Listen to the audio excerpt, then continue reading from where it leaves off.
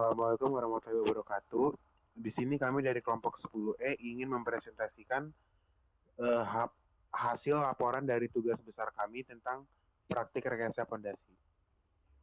Selanjutnya, di sini kami beranggotakan 3 orang. Yang pertama ada Muhammad Tutungga Asrin dengan NIM 122 210105.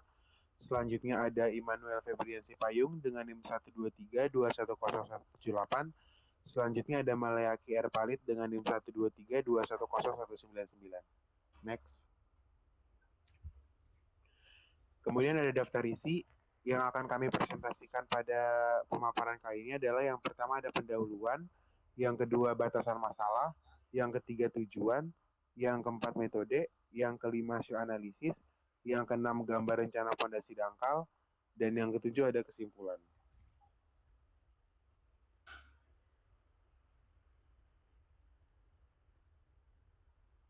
Selanjutnya, pendahuluan.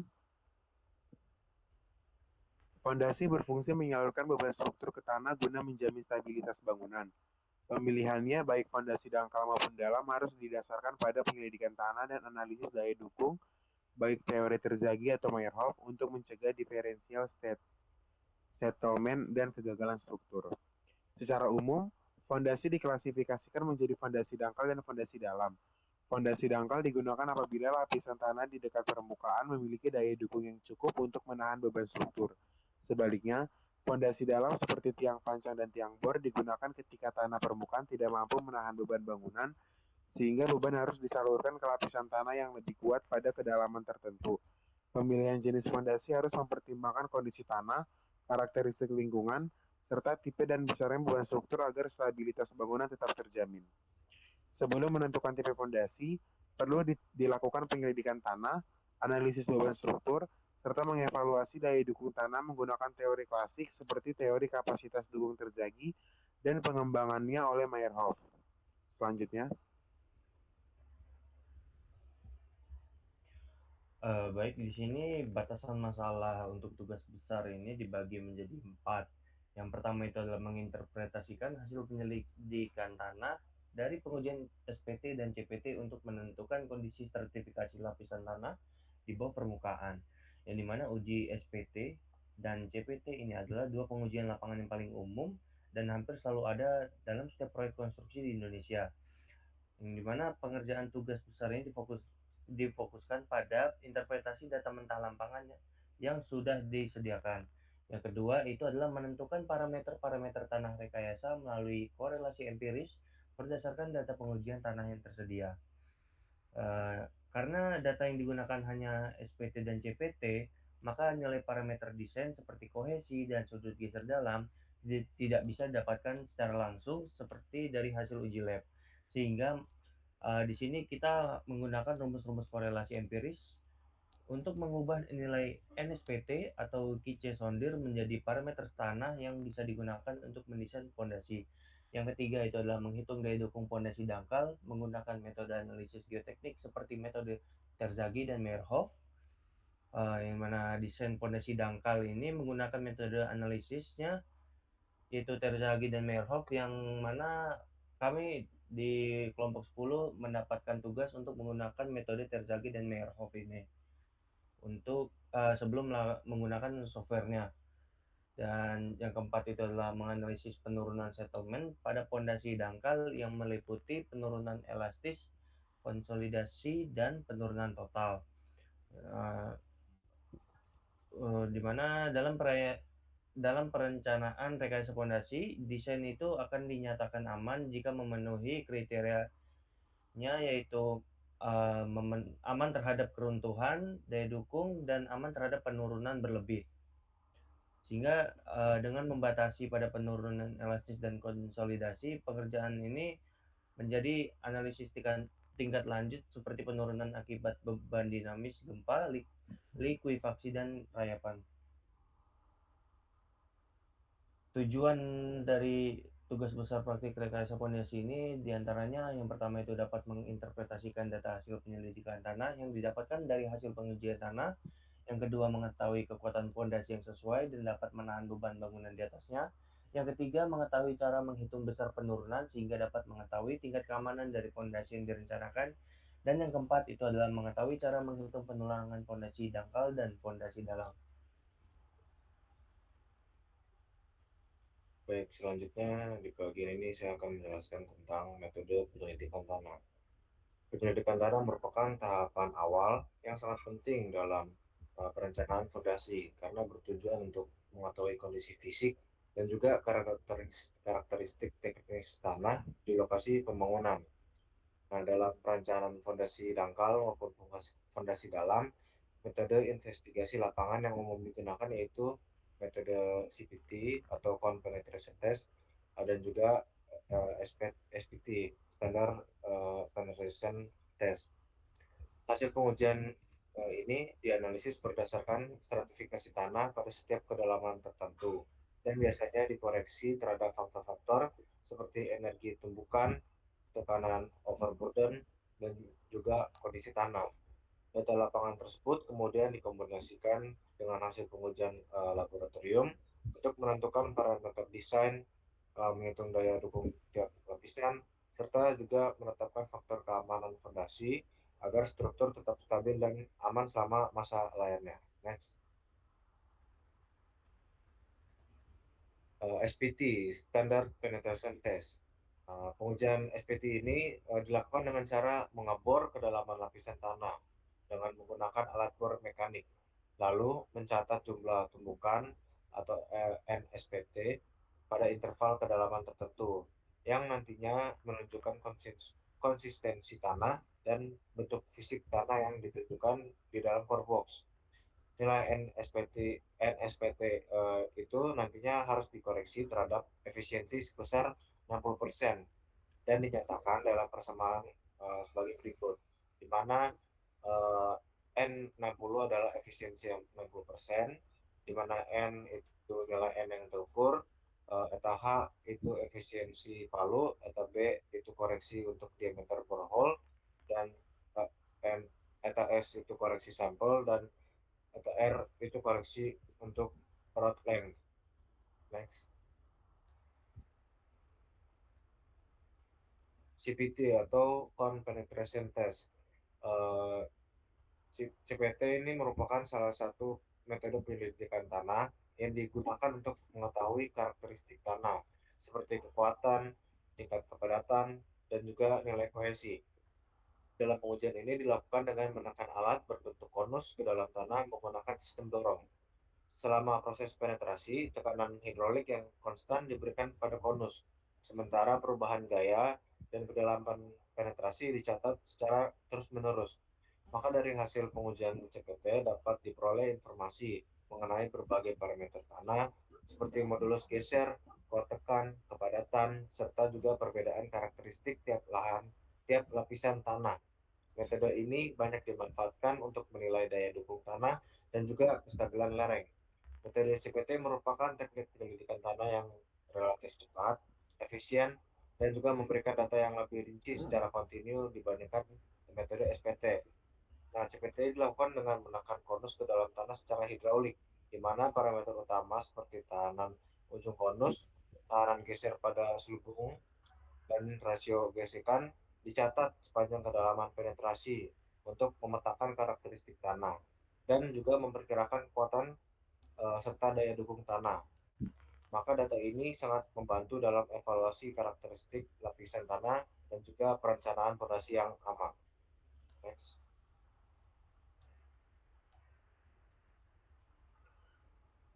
Selanjutnya ada hasil analisis. Yang pertama, rekapitulasi penyelidikan tanah. Penyelidikan tanah merupakan rangkaian sistematis dalam mengumpulkan dan mengolah data hasil uji lapangan maupun laboratorium guna merangkum karakteristik tanah sebagai fondasi analisis geoteknik. Dalam studi ini, penyelidikan dilakukan melalui dua metode utama, yaitu Ground Penetration Test atau CPT dan Standard Penetration Test atau SPT. Metode CPT bekerja dengan menekan konus secara kontinu untuk memperoleh data daya dukung tanah, sementara SPT dilakukan dengan memukul tabung sampel untuk mengukur nilai tahanan penetrasi. Kombinasi kedua metode ini pada masing-masing dua titik uji, CPT U3, CPT U4, serta SPT BH7, SPT BH8, bertujuan untuk memberikan gambaran stratigrafi tanah yang lebih komprehensif dan akurat. Untuk menyelaraskan interpretasi lapisan tanah, data mentah dari kedua pengujian tersebut dirata-ratakan pada setiap interval kedalaman 1 meter. Proses simplifikasi ini dilakukan agar pembagian lapisan tanah menjadi lebih representatif dan memudahkan penentuan parameter desain, tanpa mengabaikan data asli yang tetap dilampirkan secara lengkap sebagai referensi pendukung.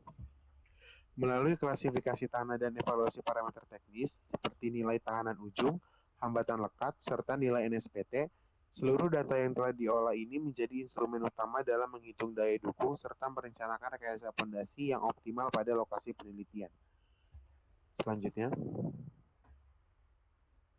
hasil analisis hasil perhitungan SPT. Klasifikasi tanah berdasarkan data uji SPT ditentukan dari deskripsi visual selama pengeboran yang mencakup jenis tanah utama, tanah tambahan, dan konsistensi tanah berdasarkan nilai pukulan NSPT. Data ini digunakan untuk melakukan pengecekan silang dengan hasil klasifikasi dari CPT, kemudian disusun rekapitulasi jenis tanah pada interval kedalaman setiap 0,5 meter. Selain itu, konsistensi tanah juga ditetapkan melalui korelasi empiris dengan nilai NSPT, di mana nilai yang lebih besar menunjukkan tanah yang lebih padat dan memiliki kekuatan lebih tinggi. Berdasarkan laporan kami, rekapitulasi hasil pengujian SPT BH7 pada kedalaman 1-2 meter, konsistensi tanahnya adalah soft. Di kedalaman 3-4 meter, konsistensi tanahnya medium. Di kedalaman 5-8 meter, konsistensi tanahnya loose. Di kedalaman 9-14 meter, konsistensi tanahnya medium. Dan di kedalaman 15-20 meter, konsistensi tanahnya adalah dense. Kemudian rekapitulasi hasil pengujian SPT pada BH8, di kedalaman 1-2 meter, konsistensi tanahnya soft. Di kedalaman 3-8 meter, konsistensi tanahnya loose. Di kedalaman 10-12 meter, konsistensi tanahnya adalah dense.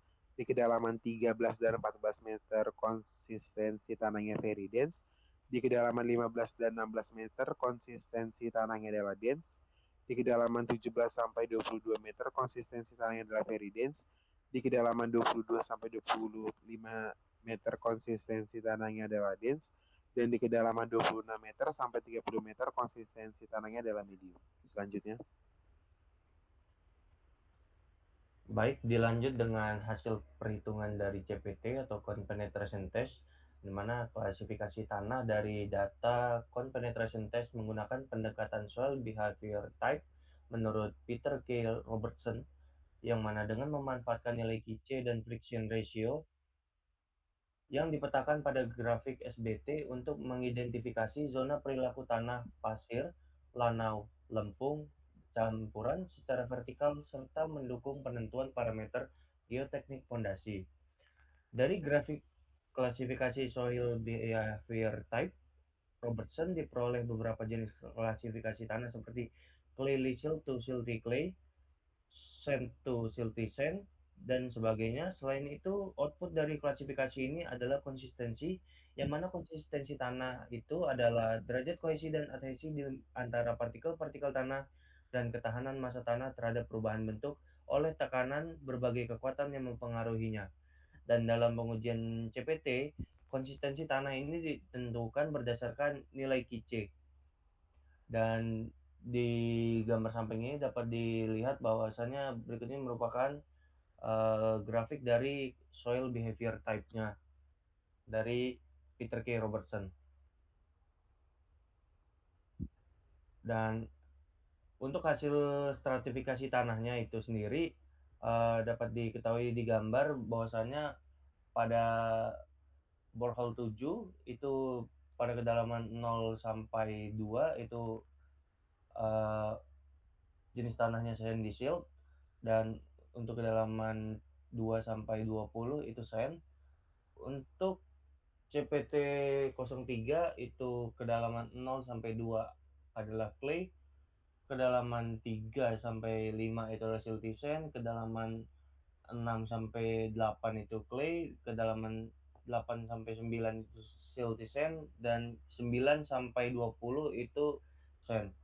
Untuk CPTU 4 itu kedalaman 0 sampai 2-nya clay, 2, 3-nya itu silty clay, 3 sampai 5-nya itu clay, 6 sampai 7-nya silty sand, 7 sampai 8 silty clay, 8 sampai 11 itu silty sand, dan 10 sampai 20 itu adalah sand. Dan untuk borehole 8 itu dari kedalaman 0 sampai 2 sandy clay, dari kedalaman 2 sampai 30 adalah sand. Selanjutnya ada hasil analisis daya dukung pondasi akibat beban eksentris. Apabila pondasi menerima beban eksentris akibat adanya momen, maka distribusi tegangan pada dasar pondasi menjadi tidak seragam. Untuk memperhitungkan pengaruh eksentrisitas ini digunakan metode luas efektif yang menggantikan dimensi pondasi aktual dengan dimensi efektif B aksen dan L aksen. Yang pertama, penurunan elastis pada pondasi dangkal. Berdasarkan perhitungan kami, didapatkan bahwa pada kolom 1 soil behavior type-nya adalah lempung dan pada kolom 2 soil behavior type-nya adalah lempung. Kemudian ada tegangan vertikal tambahan akibat beban pondasi. Perhitungan tegangan tambahan pada tanah akibat beban pondasi merupakan salah satu langkah penting dalam analisis geoteknik, khususnya untuk mengevaluasi penurunan settlement tanah. Tegangan tambahan ini timbul karena adanya beban yang ditransfer dari struktur melalui pondasi ke lapisan tanah di bawahnya. Oleh karena itu, diperlukan metode yang tepat untuk mengestimasi distribusi tegangan tersebut terhadap kedalaman. Yang ketiga, ada penurunan konsolidasi primer. Yang kami dapatkan pada pengujian kami, di kolom 1 soil behavior type-nya adalah lempung, dan di kolom 2 soil behavior type-nya adalah lempung. Yang keempat ada penurunan konsolidasi sekunder. Yang kami dapatkan dari perhitungan kelompok kami adalah kolom pertama soil behavior type-nya lempung, kolom kedua soil behavior type-nya adalah lempung. Dan yang terakhir penurunan total. Penurunan pada tanah merupakan peristiwa yang menyebabkan pemampatan tanah akibat penambahan beban yang berada di atas permukaan tanah yang menyebabkan deformasi partikel tanah, keluarnya air pori, dan distribusi partikel tanah yang bersifat plastis. Pada penurunan total ini dihitung dengan menggunakan rumus ST sama dengan SE ditambah SC ditambah SS, yang dimana ST adalah penurunan total, SE adalah penurunan elastik, SC adalah penurunan konsolidasi, SS adalah penurunan sekunder. Berdasarkan perhitungan kelompok kami, K1-nya didapatkan sebesar 116,985 mm dan K2-nya sebesar 115,617 mm. Selanjutnya terdapat gambar rencana pondasi dangkal. Berdasarkan hasil perhitungan kapasitas dukung dan juga estimasi penurunan, serta mempertimbangkan karakteristik tanah, maka ditetapkan spesifikasi pondasi dangkal berbentuk persegi sebagai berikut. Di sini terlihat tipe pondasinya yaitu pondasi dangkal tapak persegi dengan dimensi lebar yaitu 1 meter dan juga panjang 1 meter, tebal 300 mm, dan kedalaman pada pondasi yaitu 1 meter dan juga kedalaman dari permukaan tanahnya itu 1,5 meter. Beton yang digunakan adalah beton K250 atau setara dengan mutu beton FC 20 MPa.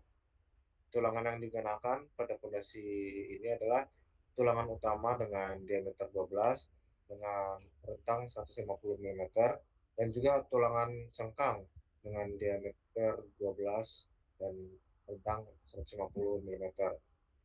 Dan juga ada selimut beton yaitu sebesar 75 mm. Selanjutnya.